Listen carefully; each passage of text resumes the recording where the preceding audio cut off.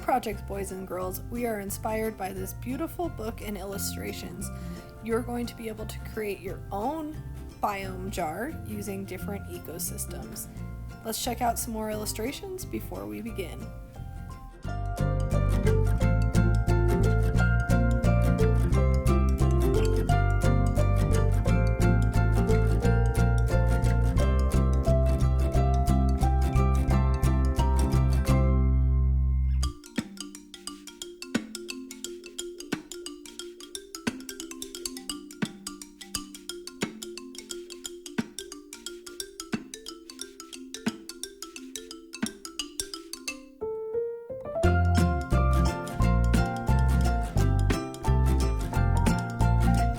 Biome jar project, you're going to want to start by folding your paper in half. I had already practiced drawing on that one. Let me get a new piece. Here we go.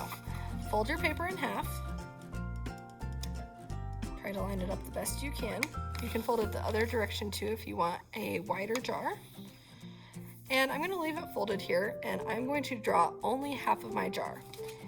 On my webpage, you might have seen the worksheets. There are different examples of types of jars.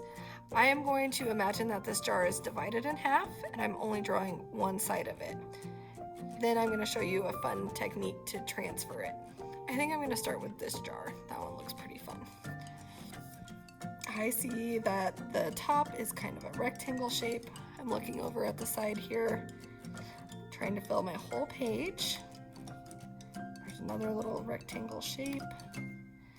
Then the neck of the bottle is in a little ways. It starts to curve out. A big curve on the edge there. It comes straight down. And it's pretty square on the bottom. So I'll draw straight across this way. And I do notice that it has a little bit of a curve connecting these two pieces, just like that. There, and the pattern, just like that. I pressed pretty firmly when I was drawing this, so if you need to, you may need to, if it's light, go back and really make that line dark, because what you can do, if you did the Nutcracker lesson, you might remember this, is I can open up my paper, fold it back the other way, and with something like a spoon or a pair of scissors, you're going to just rub where you see the pencil line. Let me grab a pair of scissors here. And I am going to rub and rub and rub a whole bunch, but what happens is the pencil transfers over onto the other side. So then I can go in and trace it, and it will be perfectly symmetrical, which means the same on both sides.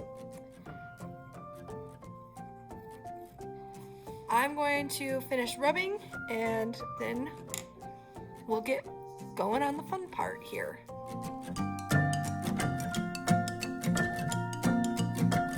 After I've drawn my jar, the next page on the worksheets is different biomes. You're going to pick an animal that interests you from a different biome like the rainforest. And you're going to start by drawing the animal. Then you're going to draw some of the landscape that goes with that animal. And finally, some finishing details.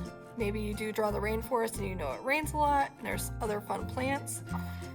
You can do the desert, the tundra, ocean, grasslands, or the forest. I think for mine, because my favorite animal is a giraffe, I'm going to do the grasslands. But it is really up to you. Explore those worksheets and pick a biome that interests you. So, since I said giraffe, I can look at this photo of a giraffe and try to draw it the same way, or I can go onto the computer and search for that animal and draw it in a position that I like. I can do more than one animal in that biome and then add the other details. I'm going to speed up the video and get drawing.